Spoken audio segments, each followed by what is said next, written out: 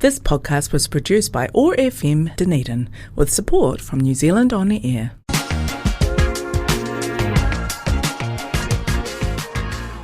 Welcome to the OI podcast, the Otago Institute podcast. In-depth conversations with experts from the worlds of arts, sciences and mātauranga Māori, brought to you by the Otago Institute, the Otago branch of the Royal Society for Arts and Sciences. Kia ora, I'm Dr. Barb. And I'm Trudi. And today we are privileged to have in the studio two artists. We have Alexia Moore, if I said that right, Alexia? Yes, correct. And Michelle Beevors. Yes, correct. And from the Dunedin School of Art. And today we are talking all about SITE, S-I-T-E, the Student Showcase. Fantastic. So an insight in student activities over the last year. It is. It's an insight. The puns are going to flow like crazy today. So the Dunedin School of Art, they put on site every year. That's right. As long as I can remember, 20 years I've been working here. So, wow. So it's an institution really in Dunedin, and it's a fabulous opportunity to see the young. Dunedin's known for its art really, and the production of art across the region, and that with Francis Hodgkins, and it goes all the way back, and a continuing legacy. And of course, the Dunedin School of Art itself is very old as well. Yeah, over 150 years. Yeah. So and SITE possibly hasn't been going all that time, but it is quite an institution, and it's fabulous. I love going to the SITE exhibition, and I love seeing all the different emerging artists and all their work there, and it's lovely to have. So Alexia, you are a student. Yes, so I'm a student in the postgraduate program. Right, so this is your fourth year, is it? Is this your honours year? Sort of. So I didn't do my undergraduate degree at the Dunedin School of Art, but I came back to do my honours. Right, so you saw the light. Yes, absolutely. Right. Where did you do your undergrad? I did my undergraduate degree at the University of Otago, and I majored in design. Oh, right. So you're a design student convert to visual arts. Yes, correct. Wow. So I did my undergraduate degree and did a few other things in between, and then came back. To do your honours. Yeah, and I'm also actually teaching in the school, the design school as well at the Otago Polytechnic. So doing both of those things actually. All the things. Yeah. Honestly, every artist we have on here has all the things that they're doing. It's like we're doing this and we're doing that and we're doing that. And it's like, yes, that's part of... It's either we don't pay our artists enough in this society, or artists just love to be extremely busy. Well, they have so much to offer.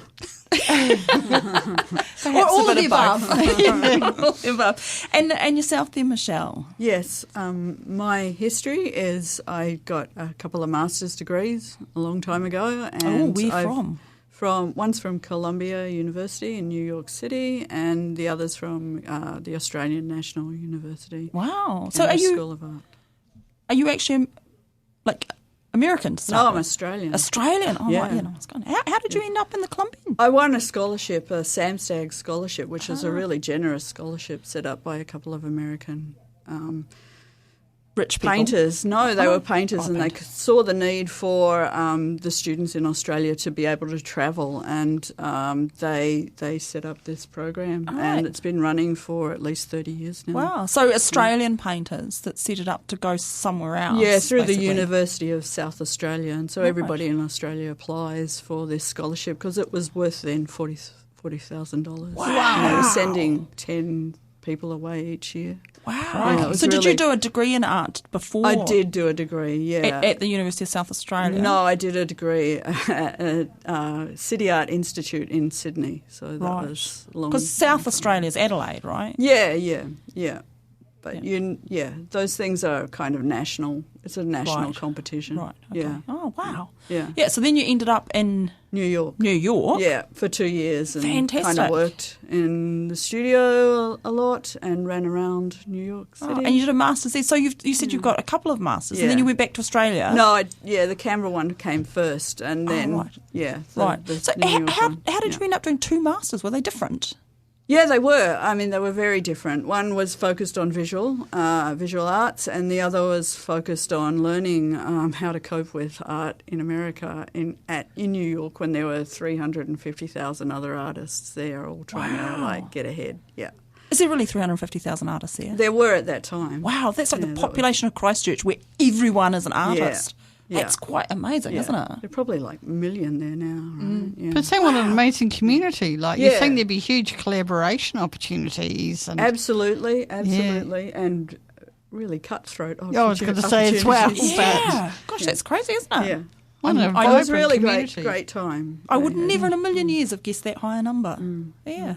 Wow. So what are your fields? What do you dabble in? Well, no, professionally, expertly. Yes, let's go a step back. Site, the site exhibition. Yeah. So that's exhibitions from all the graduating students, right? Yes. Not hearing the, hesitation. Not the master's students, Right. but They have individual their own shows. ones Right, they have as individual they shows. graduate. Right. But it's all of the Bachelor of Visual Arts, all of the Bachelor of Visual Arts honours students. Which is what you are. Correct. Yep. There's also a postgraduate diploma student, and Michelle, the photography Diploma in digital media Right. photography students. Right. Yeah. Because we were talking about it before, and it used to be called, well, in my brain it's called fine arts, but actually it's not called fine arts, it's called visual arts. That's true. How did that come about? I'm not sure how that came about. It just happens to describe the degree better. what's the fine- fine art degree we used to teach was a 4-year degree. Right. And it separated. We separated out the honours year and put that with the postgrads, and a 3-year degree was kind of created about 15 years ago, I guess, because there was a fall off in student numbers, Right. you know. And I guess the 3-year degree fits with the university system. And yes, that's it's right. So it made more sense in one way. Right. But my colleagues and I, we think that 4 years is really essential for giving a student enough time to develop their project and then turn it over into something more sophisticated. So I don't know if you'd agree. The 4th year is really important. Yeah, I think it's a really good time to explore and get a bit deeper. I also kind of cheated the system a little because I did my honours part-time over 2 years. So I got to have that extra thinking time and you sit with your practice for longer, which really... There's a lot to be said for that, actually. Absolutely. And I think also, not just in arts, but in visual arts, but in all sorts of study, because there's a lot, a PhD by definition is a doctorate of philosophy. It's all about thinking. It's about thinking about the topic, whether the topic is in life sciences or criminology or literature or visual arts. It's all about that thinking process and, sometimes just having time to sit and think with things. Why do we need a degree in visual arts? Like, why can't we just sit and think? Like, why does it have to be in a... I guess it's that space for mentoring. Is it? There's a space for mentoring. There's also lots and lots and lots and lots of skills that technical students can skills learn in lots of different departments. So, they can specialise after a year and a half. Right. I was going to go through those. So when you go to site, there's lots of different rooms, there's lots of different buildings, and it's basically the entire Dunedin School of Art gets turned into an exhibition space. That's right, yeah. And let me just check that I've got that right. So the different disciplines or departments that are there are photography, painting, printmaking, electronic arts, ceramics, textiles, jewellery and sculpture. Yes, that's correct. And I wonder how much there is, like ceramics and sculpture. If you make a sculpture out of clay, is it ceramics or is it sculpture? Yeah, we don't really talk about it that much. There's also a lot of traditional ceramics that goes on, teaching traditional skills like throwing things on the wheel and making traditional pottery. I had a go at that once, and it's way more difficult than you think to get the piece of clay to stay in People the middle. make it look really easy. I hey? know. Right. And on YouTube it's really easy, but it's actually really difficult to get it to stay in the centre of the wheel, and then even the kind of, I don't know what it's called, I can't remember, when you make it the shape before you put it on the wheel. Oh my goodness! It's something that they all like. That was not in Ghost. No, that was not in Ghost. I knew that you would have said. And like this whole just like pushing all the air bubbles out and getting it to the right shape to throw on the wheel. Yeah. That was just like a whole. Honestly, it was just really embarrassing. Well, every discipline has its foundation, Yeah. technical skills Yeah, that you have yeah. to do. And I guess that's why you leave that year and a half before they That's actually right. choose a major, because you have to kind of see all the different things to see what That's it is right. you actually like. That's right. They start to specialise really in the first semester, second year, but really it's the second semester that it kicks in and kind of that makes sense, starts to make sense to them. Right. So, yeah, and they get a range of stuff and they work on course-related stuff that we've created, and then they get to make their own stuff halfway through the degree. Right. So when you're saying course-related stuff, that's like, this is how to make a ring. Well, also Everyone learning makes about, the same ring, so you know. learning about history, the history of the discipline as well. That's important, and every discipline's history is different. Right. Within modernism, and jewellery goes way back. Way back. I suppose, yeah. Yeah. And I mean, I guess the history of electronic arts and photography is a lot shorter than the history of jewellery, so That's it's kind of right. easier That's that right. way. Easier, I don't know about don't know. easier. Maybe they pack a lot into this one. I mean, it's possible, because I mean, maybe jewellery hasn't changed that much over that time, whereas digital arts has changed a lot. Electronic arts has changed. I don't know. And it's still changing. And it's still changing, goodness me. So what is electronic art? It's everything from robotics, although we never really have anybody who's interested in robotics, in my experience. But they could do. To lots of video works, AI works now. Coming into we have a lot. Maybe Really? Yeah. Oh. So it's audio as well, isn't it? So you could just do something that was just sound or that just too. lights. Because at some point, didn't someone have like umbrellas with whale sounds? Yes, that's on them. I remember that. Yep. That was a really cool exhibition. I guess that. I mean, it's physical. It's not electronic arts, in that there was an umbrella there, but it had sound on it, which was clearly the electronic part. So I guess it's a mixture. That's right. And as you find when you move through the degree, the honours students are more mixed media, really, than just, specialising. Yeah. So you sort of start off broad, Yes. go specialised, and then go back to being broad, because you realise that all your ideas can't just be encompassed in That's right. one thing. But then I guess you've got technical skills solid in one thing. What's your thing? So I'm focused in printmaking. Right. And Did you I'd make your say t-shirt? I didn't, no. It's nice though, but I isn't do it? get asked that quite often when people know that I have done screen printing. And can you make me one? Always the way.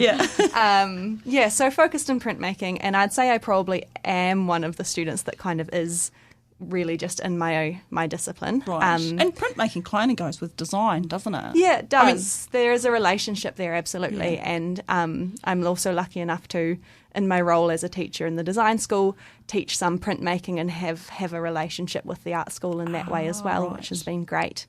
And the design students absolutely love getting to do some printmaking and screen printing and hands-on work like that.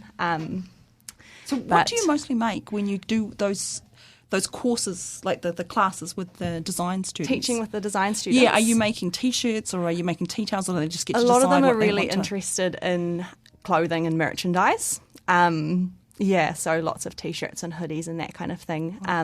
But we did do some paper printmaking as well with them. Yeah.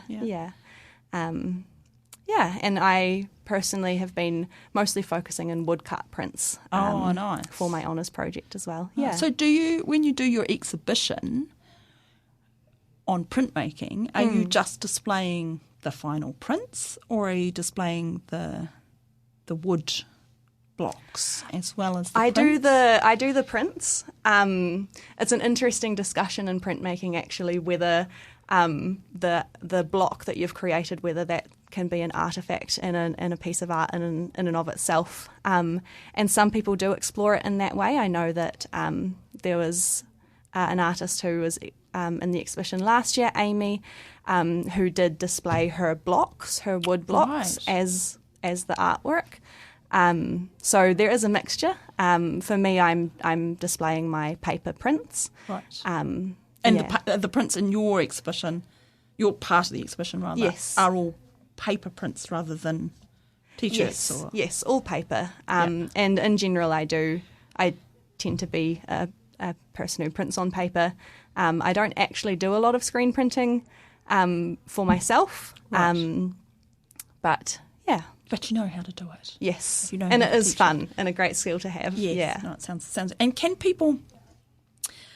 There was a night class exhibition as well. So can people come along still? When's that? Yeah, the night classes run almost every night, don't they, in Yeah. various disciplines. The ceramics one, jewellery, I did the painting. jewellery one years ago now. Yeah, But yeah, and it life was drawing. really fun. Yeah, they're a really great introduction to the school if you just want a taste Yeah. of And they have their own exhibition, do they? But that's finished, is it? They have, yeah. It was last week or the week Yes, before? yeah, it was on recently. It went really well, really, really big turnout for the opening, and some really beautiful work in there. But yes, closed last week, I think. Yeah, because of course in preparation you for have to get rid of site. everything and repaint the walls and reorganise everything. Absolutely. For site, yes, no, fantastic. So and now site, just to go back to that.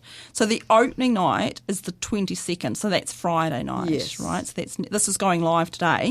Yep. Everyone listening out there. Yep. But then it will go to podcast, so anyone on the podcast listening to it, if you're listening to it before the 22nd, do get along. So it's Riego Street, if you don't know where the art school is. It is number 19 Riego Street. Yep.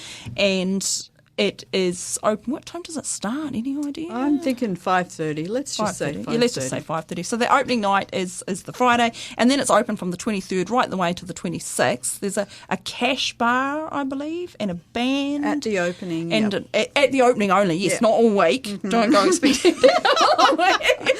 Just for the opening night. But, I mean, the opening night's when most people go. So is that just me thinking the that? opening night and Saturdays usually Right. very, very Busy, busy. yeah. Yeah, people come with their families and Yeah. And, of course, you can buy the artworks. You can. There will be lots of things to buy, from printmaking to ceramics, photographs, some jewellery will be sold, yeah. Paintings.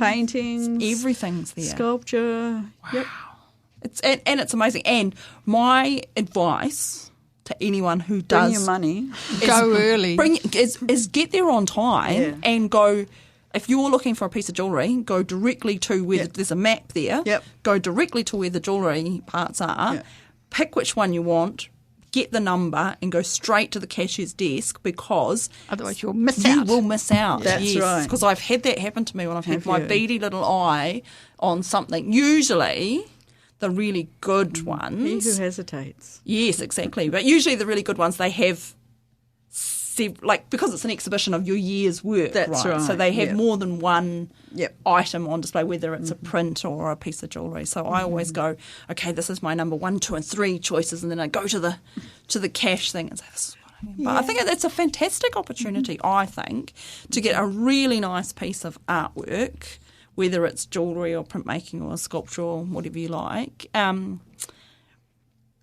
At realistic prices. at realistic prices. But also it's something that the money is going, all of it, to support an emerging student, right? An emerging artist. Yeah. So Emerging is- student. And So if you miss out, you could negotiate a commission, could you, with them? I'm sure. I'm sure Yeah. that's possible. And the good thing about opening night is, of course, that all the students are there as well. The That's right. artists are That's there. Yeah, exactly. Yeah. So you can, Yeah. Yeah. Make sure they've all got business cards or something, so I can hand them out. Yeah. Did you miss out on my piece? Yeah. Is that actually part of the degree, like learning how to make Professionalism. professionalism, like learning how to present your work, learning how to make it commercial? Because, I mean, you can. There's a lot of art out there that simply it could be amazing art, but people just simply wouldn't buy it, or sculptures that are immense that private people just have nowhere to display them. Yeah. And so I wonder if is that part of the degree teaching, that sort of... It is part of it. There is a course called Professional Methodologies where they do the taxes thing, because, Goodness, taxes. as well as talk to curators and... how to set up and work on their CVs and, all of that yeah. professional stuff that we have to do behind the scenes that nobody really wants to do. Yeah, and I guess Because it's- writing the little blurbs about what you've done Statements as well. are important. Writing a proposal for the next thing and putting... Do you get them to write grant proposals? Not grant proposals, but you have to write to galleries to get them to look at your work. So, right. Oh, gosh. Yeah. So where do it's a big- where do they go to next? Like, do you have to? There are a couple of prizes which have been set up over a number of years to help our graduates get ahead. You know, there's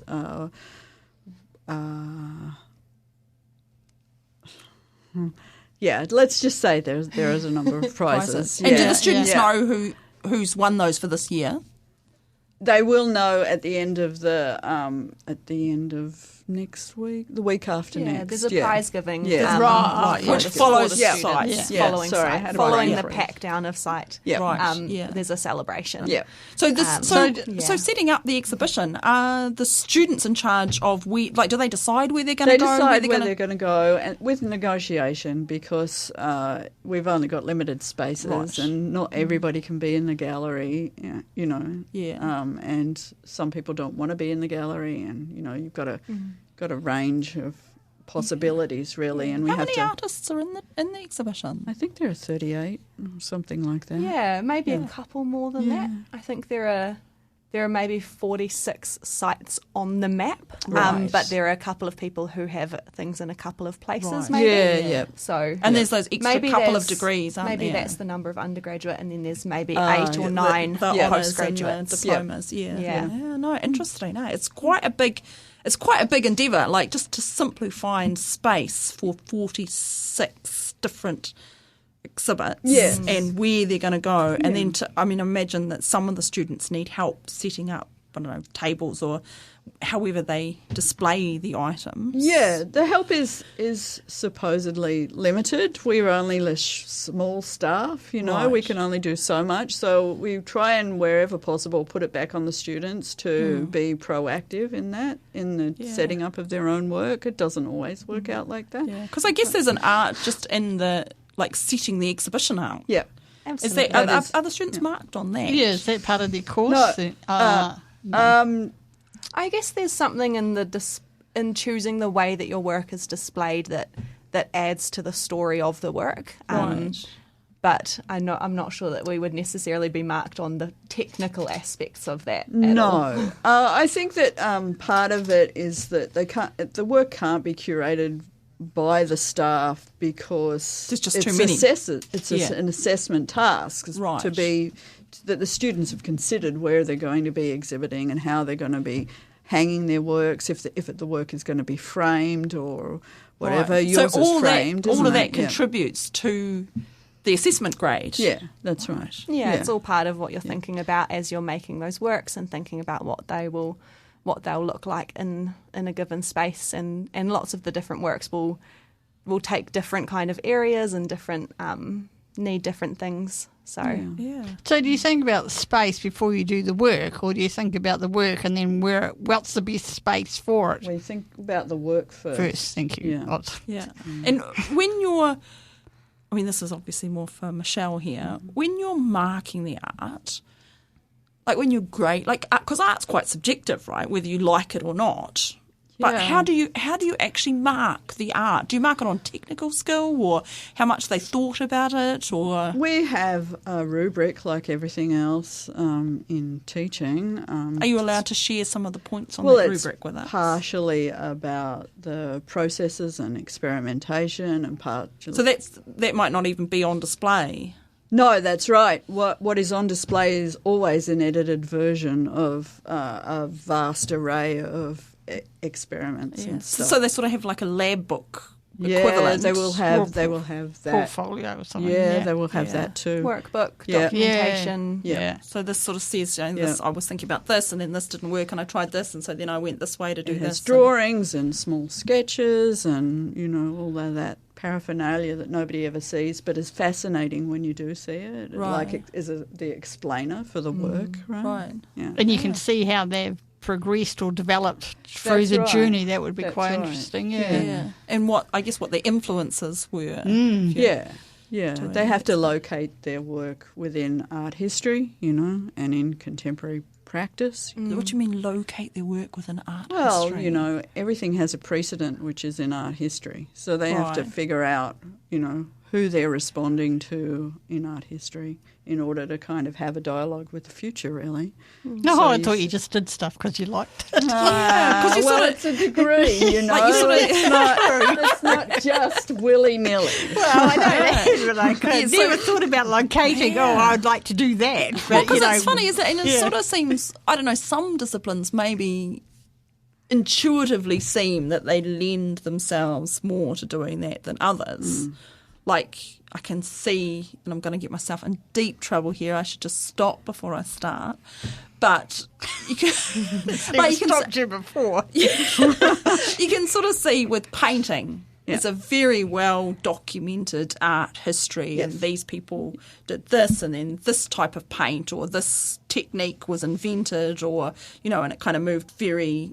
It's just so documented. It's so written about and stuff. right. So it's very clear what the pathways were and who did what, and when technical things changed, you know, suddenly you had paint and tubes, so you could go outside and paint much more easily than if you have to grind up your own paint and mix it with oil in the top of an attic and some. Poison yourself. Yeah. Yeah, and you know, all of those things change, and so I guess, and the styles are very kind of clearly talked about through the literature that goes with painting. But then I imagine that some other disciplines maybe have less of that. And people maybe just think, okay, I'm gonna make pottery. Well, there's a place for that too. Yeah. But in the degree, you know, we want parity across all the studios. So at some point they have to encounter some kind of historical examples, and there are. Like, the whole art school phenomena is a recent invention, really. In the 15th century, it was apprenticeships and stuff. Journeyman, apprenticeship, journeyman all the way through. And you know. Yeah, and I so- guess the schools came from that because, you know, someone got famous and the then School of Rembrandt. the school of X artist, and then a couple of artists might get together and have a joint kind of internship, like I don't know, the Florence School type thing. That's right. The London School. That's right. But, yeah. So, you know, we've come a long way in 500 years. Yeah. But no, it's quite interesting. And is there? I guess it's.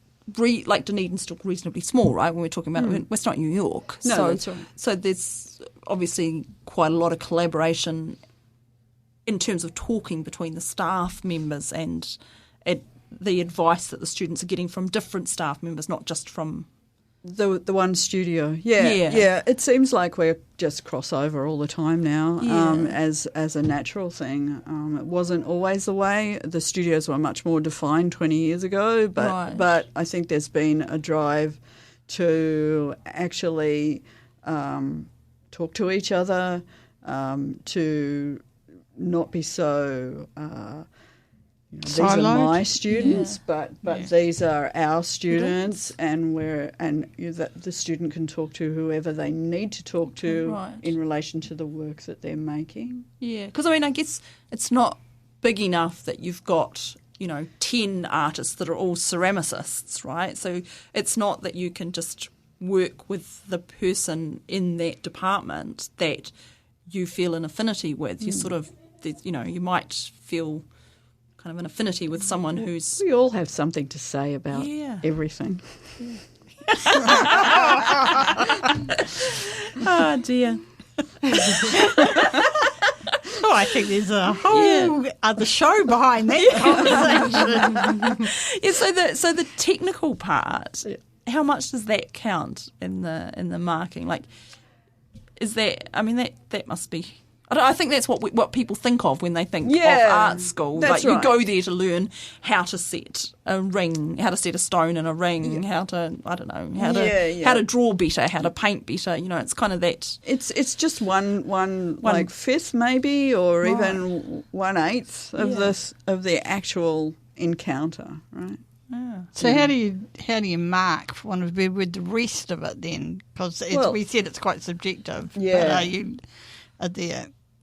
So you've got some of it's obviously marked on the workbook and the processes there, and then is it just the way it's displayed, the exhibition? Does that have a proportion of the mark, or? It's not really done that way. It's not. It's more about the. There's a part that's about the professionalism. Right. There's a part that's about the processes that the students have been through. Right. There's a part that's about conceptual development, and so What's the you're conceptual development? well, you're looking for their ideas, and then they do an oral presentation. So in that oral presentation, you're looking at the work, and you're also listening to what the student says that the work is doing, and you're putting and it, how well that measuring matches it up. against. Yeah, that's right. Yeah, and Yeah. what Andrew always says to me is that it's too literal.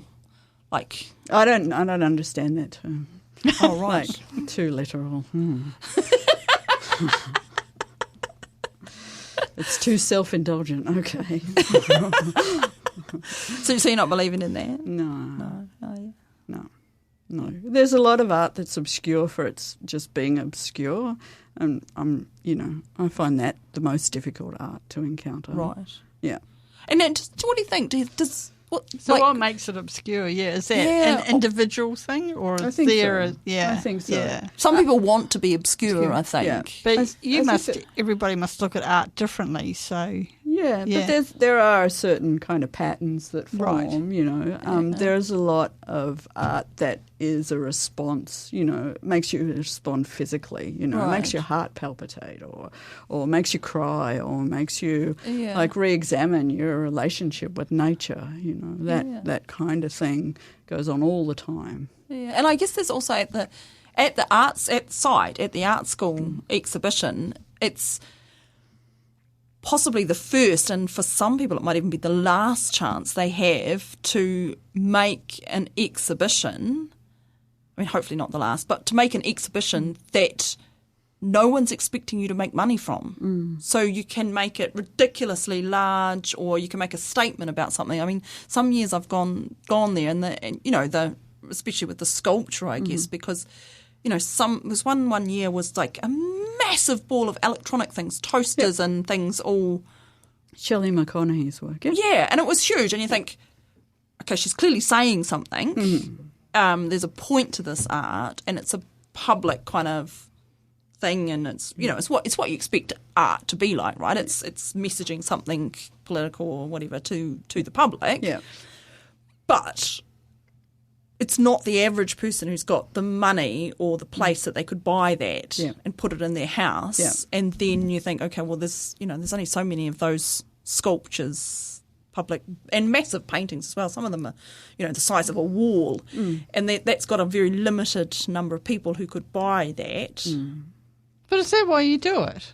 Like, do Well, you do, maybe You not. do it but to learn how to do it. You do it to learn, but But then, I know then you've got to earn a living, but surely Well, there are lots of commissions that do happen, public commissions for sculpture, that are part of building plans, and that's happening more and more often. Yeah. And there are certain sculptors who have an affinity with that and actually work that way. I don't work that way personally, and I've just started to sell my work after 30 years of making stuff. So I'm not the right person to talk about selling your work because...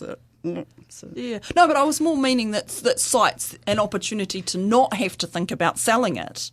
And but they do. Students inevitably do think about that. I had questions this morning about how much will I sell my work for? Oh, yeah. I want to get rid of it all. How do you do that? Yeah. Yeah. How do you put a price Well, I on say something? be realistic about it. Yeah. You're a student. Be realistic. This is your first outing. It's your first public outing. Don't put too much money on it so you still have it in 20 years. If you want it to sell, that's a really good thing. Yeah. It will make you some money that you can pay off on your student loan. Yeah. And I mean, that's, I guess, the very first thing to decide is, do you want to sell this? You've made something. Yep. Do you want to sell it? Yep. Or do you want to keep it? Or do you just not want to sell it? And I guess art school actually buys some pieces as well. It does. Don't they? It usually does. Yep. I'm not so sure about that anymore, but yep. Yeah. Have you got your pieces on for sale, Alexia? I do have my pieces for sale, yes, yeah. And how did you come up with the amount for each piece? Are they all the same price? They are, Right. yes. So you didn't say, this is my favourite one, I'm going to put an extra $50 on this one. My or work something. is also, it's in a series of a series of diptychs, so pairs of works, and they are all the exact same size, the exact same they follow the same pattern. Right. So once it you've set made on a sense price, that they were the same price, whereas other people might have really large paintings and some small ones, or Right. And a bigger generally, do you variety. pay more for a large painting? A size definitely comes into it in some ways. And I guess thinking about material costs even at size is something to think about. But it's an interesting question and an interesting thing to think about. And like you were saying, the first thing is, do I want to let go of this work, and what's that kind of minimum price that I'm willing to let go of this work for? Whereas I guess some other people might be thinking, I want to get rid of all of this, I don't want to keep it. Some artists are like that. So there's a real range of feelings around pricing work and that kind of thing. Yeah, it's interesting because I knit, and people are always saying, oh, you could sell those shawls. And I was like, no, I couldn't, because nobody would pay what I would sell them for. Absolutely. The money and time that goes into knitting and crochet and those kind of things. Yeah, like the sheer material cost is more than what most people would think that they would be prepared to pay. Because of what people are used to in fast fashion and that kind of thing in crazy, particular. Hey? But I mean, the shawl that I had on before had, $350, I shouldn't say this on air, dollars. With the yarn in it. It's like, nobody's going to pay that for a shawl, even though they might go, oh, that's amazing. Yeah. Yeah. But it's the care and love and attention. Hey, it's got 300 hours worth of knitting in it. That's right, as well. Yeah. Yeah. So I'd have to be really hard up before I would sell it for cash. Yeah. I would probably give it to a fundraiser before I'd sell it for cash. But that's not why you do it, though, is it? No, it's not. But I also don't do it to give to some stranger. No, exactly. Yeah. It's I'm interested in the concept of some people just want to get rid of their stuff. Yeah. I mean, I can see that in a way if you've got lots of things. Like if you're very prolific at making things because you want to make lots of things to just get better at what you're doing. Yeah. And you can't actually keep all of them because they just take up space. Yeah. And, a lot of students are still in that phase of life where you're moving around and you just can't take it around with you. So it's like, what do I do with it? I need to buy more clay if I can turn that into money, not just clay. And then you might not be happy materials or whatever. The previous stuff because it's part of that journey, that development. It's freeing though when you do push the stuff aside and get rid of it. And I think it's also validating as well sometimes. Somebody's buying this. And I guess it also spreads your name around because the more people, I mean, I've got a piece of Brendan Monson pendant that I got at one of the site exhibitions, and everywhere I go, people recognise it. Some people say that's a Brendan Monson piece. And some people just go, oh my gosh, that's amazing. Where did you get that? Like I was talking, I can't remember what I was talking about, something about moths probably, on TV one time. And the announcer said, oh, I love your pendant. Where did you get that from? Free advertising for Brendan Monson. Yeah, and Brendan works at the art school in the jewellery department. Yeah, so and it's, that's kind of the longevity of things because I think... and I think that's one of the special things about site because you feel like you're buying it because, of course, you are. You feel like it. You're buying it directly from the artist because the artist is standing there or very near and you can, you kind of have that thing. So I think people... That connection with the person, If you're very brave, you can talk to them even. Yeah. So some of the students are more talkative than others. Yes, that's true. It might require some bravery from the students as well. Yeah. Have you been, Trudi? Yeah, my niece, she did sculpture, Jasmine Rule. So, cool. Yeah, so we went to seen the whole thing. It's really impressive. Yeah, and the whole program's amazing, like the workbooks and what she had to put together and the journey and if you're into anything, I do recommend it. Yeah. Yeah. I have a piece of Jasmine's in my office. Right, yeah. What does it look like? It looks like Australia. Oh, cool. I should branch out. I've only bought jewellery so far. Oh, well, there you go. Yes, I've got 2 pendants and a ring. But, some of the paintings, every year I go and look at some of the paintings. I'm like, oh, that's amazing. Abstract? Sometimes the abstract. I'm sort of an abstract person. I do like the abstracts, but I like the abstracts that have kind of a moody or a happy vibe as opposed to a kind of melting cheese Goya type. Yeah. Oh, well, there's a lot of happy vibes this year. Yeah, no, we go. There's And a it's lot got- of painters this year, actually. Is there? Oh, Yeah. right, yeah. No, and I really like Madison Kelly's work as well. We've had her on the show. She's an ex-Dunedin School of Art person. Yes. Yeah, and of course we've had Andrew Last on the show. He's an ex-Dunedin School of Art lecturer. He is, yeah. And we've had Jenny Lee on the show. She's an ex-Dunedin School of Art graduate. Who else have we had on the show? Quite a lot of people that I think have. I don't know, Jane Dodd. Jane Dodd didn't work there, but No. But we've got her episode coming up over Great. the summer because she's got a fantastic exhibition at the Tahuta Otago Museum there. That's And right. I wonder, is that part of the degree, going to see other exhibitions? Absolutely, And, so it's that- absolutely, yeah. and the chance to collaborate. And often it's a part of the professionalism too, because students will do like volunteer work at the Blue Oyster Gallery, and right. that will. Yeah, it helps every bit. Yeah. Helps. It helps them make connections and helps them. And I guess the Dunedin Public Art Gallery, just seeing what those curators do. And that's right. How they do it. There are various internships there. Yeah, because we had an interview a couple of weeks back now with the curators Lucy Hammond and Lauren Gutzel Yep. from Dunedin Public Art, Yep. and they are both curators. They were talking about the Groundbreakers exhibition, the Frances Hodgkins and Grace Joel and that kind of cohort, which of course were from the Dunedin School of Art originally, and they were sort of talking about how they, well, at least Lucy had gone to art school. And then thought, actually, I think I prefer talking about art as opposed to doing my own people art. find that out. They find that Yeah. out. Yeah. And I guess that's kind of the reverse of your journey, isn't it? Because you were doing design and then you've come the other way into the art school from doing a design degree going...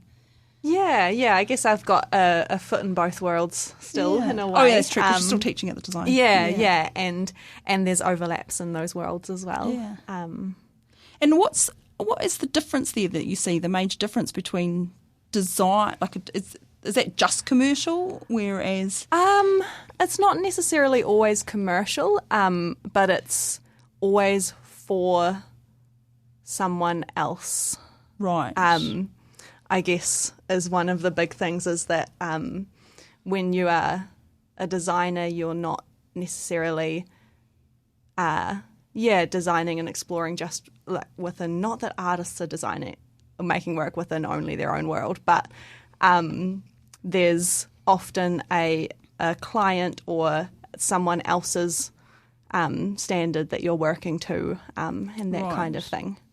Yeah, interesting, eh? Whereas I guess if you're on commission, maybe that would be true for arts. Yeah. Yeah. And when you're doing commissions, usually cost more, don't they? Do they? I don't know. I don't know There's a either. question. There's a question mark at the end. Wrong artist, I think, to ask. Yeah. Oh, crazy, eh? Yeah. Oh my goodness. And it is an amazing field though, and all the different things. So you're in sculpture, mainly, I am Michelle. in sculpture, yeah. Yes. Yeah. And your work at the have you done jewellery? Do you have much interaction with the jewellery, the printmaking, the audio visual? No, my work is more textile, sculpture, large scale Right. kind of things. Yeah, I don't do well with small things. I drop them usually. Oh dear. And what about you, Alexia? You're in printmaking, so you're doing the painting. Did you have a go at the other disciplines? I guess I came to it in a slightly interesting way because as I've said, I did design as my undergraduate degree, and as part of that I did an exchange, and the design school that I went to was within an art school. Oh, where was that? That was University of Hawaii. Oh, wow. So you went to Hawaii? Yes, yeah, I did a year there. And the design school was part of the art school? Yeah, the graphic Right. design program was within their art school. And so I did a lot of drawing and printmaking while I was there. Right. And that's what really... And then you thought, I don't want to do this whole stuff always for somebody else. I just want to... yeah, well, I took a few different turns. So I also I did a Masters of Teaching and was an intermediate school teacher for a few years as well before I started teaching in the design department and then went back to art school. Wow. So a few different twists and turns in cool there. though, isn't it? Yeah. How did you get to go to Hawaii? So it was they're an exchange partner at the University of Otago. Really? But there are quite a few universities that have. How did I go through those an exchange entire partners. degree, honours degree and PhD, and not know that an exchange with a Hawaii wasn't a possibility? And the Otago Polytechnic has exchange partners as well, and so that's an option for students. In Europe and in the States. Wow. So do people do 3 years of a degree and do sort of 1 year overseas, or how does that They work? would in the middle-ish, yeah. Right. Yeah. Are there any age limits? Age limits. Like, can you be really old? Can you? Absolutely. I think the oldest person we've had is she's there now, isn't she? Jan? So I could still, it's not too late, I could still go back to art could school. still go back. And then you could Never do an too late. exchange Never to too Hawaii. late. Yeah. How would I go about applying to the art school? Like, you don't do it on my high You would school do it grades, online. do you? No, just online. Do you need and to see if I can draw or something We beforehand? would need to see a portfolio, but And how do I make a portfolio? Well, you would scrape together some drawings. Right. Can I put some knitworks in? You can, absolutely. 'Cause- Yeah. There could be sculpture, Yeah. Yeah. Okay. Yeah. Would you like to come? Textile. We're looking for students all the I time. think it would be fantastic. Huh? Yeah. I think there's some guidelines also on the website There for are. the For portfolio. the portfolio. what Right, the yeah. portfolio What Because, kind of I things guess it's that quite easy for includes. people coming from high school, right? Because if they're into They art, would they have- probably have done art at high school, and they will That's have right. done year 12 and year 13. They've got the NCAs, and then they've got a portfolio all sorted out, and so then they would send that along to the art school. Yeah. And at that point, I mean, do you reject people if their portfolio is rubbish? We won't reject them. We will send them somewhere else. All right. Well, do you send them constructive feedback? We have certificates and diplomas, and we really they can go into those. Wherever. Yeah. That then can feed into Yeah, the that then degree. later Right. on. Yeah. And I Oh, would, because sometimes you just need So we that kind back, bring them up to. That's right. Yeah. So we Oh, I see get it, what level they are. Right. and Yeah, direct because them that obviously way. you didn't do the degree, did you? You just came in at honours because you already had a degree in design. Correct, So yeah. there's lots of So different there are lots of avenues in. Yeah. Yeah. And then I guess you can do postgraduate. So you were talking before about the masters. So that's someone does like a 2-year masters or a part-time for 4 years Yeah, or so whatever. by then they've got six years under their belt, which is Right. like the European standard for an art school, right? Right. Yeah, 6 years. Right. So then they have their own exhibition that's just a solo exhibition. It's a solo right, exhibition, yeah. And but they're also working in the same space as the undergrads or the Very often, yeah. Honours. Yeah, So the yeah. same- Sometimes the they same have their own studios. studios. Yeah, Yeah. yeah. But I was just thinking as far as having a kind of a critical mass of people doing a similar sort of art as what you're doing. Yeah. Yeah. It must be quite hard. Like once you've graduated, then what? Yeah. And that must be a big Self-employed, question. I mean, maybe not so much for you because you're already employed. A lot of our students have studios around Dunedin, and so there are kind of collective groups around. Yeah. Oh, like the pottery one on Lower Stewart Street. Yeah, and there are a few on Dowling Street. Yeah, a few different studios that have spaces that Right. lots of different artists go into. Yeah. And I think art school is also a wonderful place to build those connections and make that Yeah. community, not just with your fellow students, but with the lecturers, with other artists in the community, and that kind of thing. And I think that art school has a responsibility for after-school care a little bit as Yeah. well, churning out lots Not of day-to-day play groups. No, but Post-school. after they've got their degree, it's like Yeah. a responsibility to the community, right? Yeah. So we allow ex-students to come back and work on projects. Yeah, I think that's only fair. yeah. Being here. So how many students are there altogether in the art school, roughly? Well, there's 38 undergraduates in the site exhibition, right? So that's Yeah. the third But year. that's So third that's the year. third So year. first and Yes, second so, year. yeah, around that all the way through. Yeah, so I guess it's 150 100. something Yeah, along those something lines, like that. 180. Yeah. So it's a Okay. reasonable number of people Yeah. coming out as emerging artists every year, this That's new right. cohort. How is it looking year on year? Do you see changes going through the years? We've seen a big shift this year to people using the wood workshop. Like that's been phenomenal. That has sat idle for 20 years, and there's been a real resurgence. So what does that come into? That's in sculpture. It's in sculpture, right? Yeah, and does that depend a bit on who's there as the teaching staff? Or? No, because the teaching staff's been exactly the same. Oh, right. So it's a student-driven thing that is, and a lot of AI. Interaction. So artificial intelligence. Honestly, really, is that where we're going with art? It's been really great for students who have dyslexia to work with AI to write their essays, and it's been really instrumental in some students' practice to feed AI information and to see what comes out of that. It's really a great tool if you use it like that. Yeah. Interesting. I will be on the watch at this year's site to look for A, the woodworking stuff, and B, the AI. What else should we be looking for? Obviously the printmaking. Loads of painting. Loads of painting? Yeah. Any good ones? Oh, yeah, I have to say. You nearly caught me out. Yeah, there's not a painter in the room. So.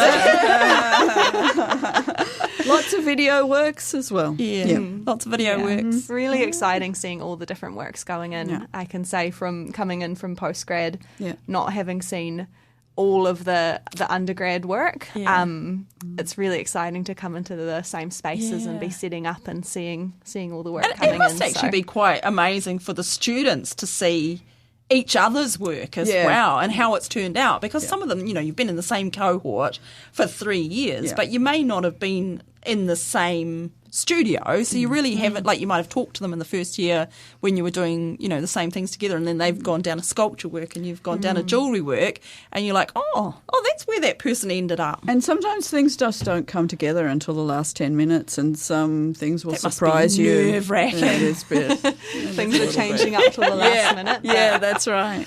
Always something new to see. Yeah. And I think, that must be a little bit discipline-based, right? Because if you've been working on a print, you've done the wood block and you've gone through, so you got it framed. You can hang it in a different space, but there's not that much can change potentially, I'm thinking. Yeah, I guess there's a maybe difference. the lighting or how high and so. But some pieces are much more affected by sight and and then there's some that are sort of installation pieces themselves. Like one year I went along and it was things that were left on a beach or something.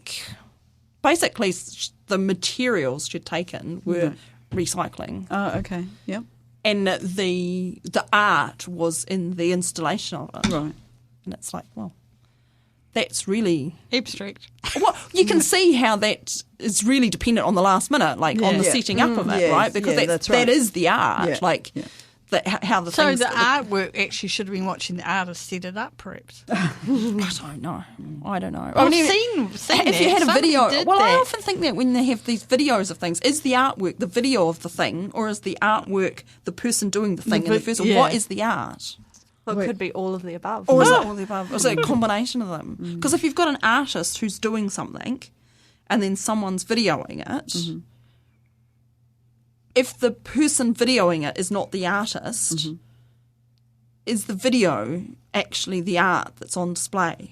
Does that make sense? Like, who's the who's like when you go to an exhibition, who's the artist? Well, the videographer in that case is the videographer and not the artist. Yeah, and I guess that depends the creator of the idea. Who told them where to go, to stand, and what It's the person who's directing traffic usually the artist. Yeah, I know, but it's a bit of a strange thing, isn't it? Because then when you think in ideas, you think, well, if you're in a sort of a space where there's lots of people and no idea's new, right? It's always built on something from somewhere else. That's why they have to understand the history. Yeah. But it's not like I was thinking, yes, the history, but then it's also just, your colleagues and everybody's kind of... You're not in a vacuum. You're not in a vacuum. No. Everybody is in the same, they're exposed to the same media, the same entertainment influences, whatever, Anyway, we will wrap up here unless you've got any last thoughts. No, that's great. Thank you. And we'll just remind everybody that it is the Dunedin School of Art, the site student showcase. It is the opening night's the 22nd, and there will be a cash bar, band and crudities of some description. And then the actual exhibition runs from the 23rd right through to the 26th. It's 10 to 4. 10 till 4. Yep. That's useful to say. Yep. 10 till 4. Saturday till Tuesday. Saturday till Tuesday. And we think the opening night starts at 5:30. Yep. Band, cash bar, crudities, bring your wallet, at And- least an EFTPOS card. The address, 19... Riego. Oh, Street. 19 Riego Riego Street. Street. Yes, at the art school. Yes, 19. Yes. Thanks. See. Thank you very much. Thank you very much for coming. Yay. You've been listening to the OI podcast, the shout out for the arts, sciences and Mataranga Māori. You can support this podcast by becoming a member of the OI. Check out the Otago Institute for Arts and Sciences on Facebook or our website. If you'd like to listen again to this episode or others from the series, look for the OI podcast on OAR FM's website, oar.org.nz. Brought to you by the Otago Institute for Arts and Sciences, the Otago branch of the Royal Society of New Zealand. This podcast was produced by OAR FM Dunedin with support from New Zealand On Air.